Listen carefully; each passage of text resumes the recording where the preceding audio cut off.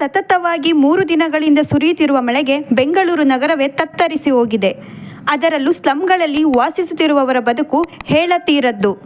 ರಾಜಕಾಲುವೆಯ ಪಕ್ಕದಲ್ಲಿರುವ ಮನೆಗಳಿಗೆ ಚರಂಡಿಯ ನೀರು ಬಂದು ಮನೆಯಲ್ಲಿದ್ದ ಆಹಾರ ಪದಾರ್ಥಗಳು, ಸಣ್ಣ ಪುಟ್ಟ ವಸ್ತುಗಳೆಲ್ಲ ನೀರಿನ ಪಾಲಾಗಿದೆ. ಇನ್ನು ಬಾಣಂತಿಯರು, ಮಕ್ಕಳಿರುವ ಎಷ್ಟೋ ಮನೆಗಳು ರಾತ್ರಿಯೆಲ್ಲ ಜಾಗರಣೆ ಮಾಡುವ ಪರಿಸ್ಥಿತಿ ಉದ್ಭವವಾಗಿದೆ.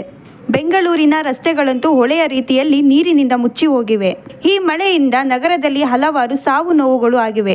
ಎಲ್ಲೆಲ್ಲಿ ಏನೇನು ಆಗಿವೆ ಎಂದರೆ, ಸೋಮವಾರ ರಾತ್ರಿ ಸುರಿದ ಮಳೆಗೆ 12 ವರ್ಷದ ಬಾಲಕ ಸೇರಿದಂತೆ 3 ಅಸುನೀಗಿದ್ದಾರೆ. ಇನ್ನು ನಗರದಲ್ಲಿ 30ಕ್ಕೂ ಹೆಚ್ಚು ಮರಗಳು ಹಾಗೂ 50ಕ್ಕೂ ಹೆಚ್ಚು ರೆಂಬೆಗಳು ಧರೆಗುರುಳಿದ್ದು ಟ್ರಾಫಿಕ್ ಜಾಮ್ ಆಗಿ ಮಳೆಯಲ್ಲಿಯೇ ಗಂಟೆಗಟ್ಟಲೆ ಇರುವಂತಹ ಪರಿಸ್ಥಿತಿ ನಿರ್ಮಾಣವಾಗಿದೆ. ಮಳೆಯ ರಭಸಕ್ಕೆ ಕಾಂಪೌಂಡ್ ಗೋಡೆ ಕುಸಿದು 35 ವರ್ಷದ ಮಹಿಳೆಯೊಬ್ಬರು ಸಾವನ್ನಪ್ಪಿದ್ದಾರೆ. ಬಿಟಿಎಂ ಲೇಔಟ್ನ 2ನೇ ಹಂತದ ಮಧುವನ್ ಅಪಾರ್ಟ್ಮೆಂಟ್ನ ನೆಲಮಾಳಿಗೆಯಲ್ಲಿ ತುಂಬಿದ್ದ ನೀರನ್ನು ತೆರವುಗೊಳಿಸುವ ವೇಳೆ ವಿದ್ಯುತ್ ತಗುಲಿ ಇಬ್ಬರು ಸಾವನ್ನಪ್ಪಿದ್ದಾರೆ. ಹೆಣ್ಣೂರಿನಲ್ಲಿ ಅನಾಥಾಶ್ರಮಕ್ಕೆ ನುಗ್ಗಿದ ಮಳೆ ನೀರಿನಿಂದ 70 ಮಂದಿ ರಾತ್ರಿ ಇಡೀ ನಿದ್ದೆ ಮಾಡದೆ ಚೇರಿನಲ್ಲಿ ಕೂತು ಜಾಗರಣೆ ಮಾಡಿದ್ದಾರೆ.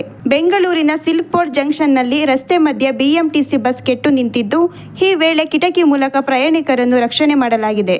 ಇದೇ ವೇಳೆ ಆಸ್ಪತ್ರೆಗೆ ತೆರಳಿ ಮನೆಗೆ ವಾಪಸ್ಸಾಗುತ್ತಿದ್ದ ಗರ್ಭಿಣಿ ಮಹಿಳೆಯನ್ನು ಪೊಲೀಸರು ಜೆಸಿಬಿ ಮೂಲಕ ಬಸ್ ಸೈಡಿಗೆ ಹಾಕಿ ಗರ್ಭಿಣಿಯನ್ನು ರಕ್ಷಣೆ ಮಾಡಲಾಗಿದೆ.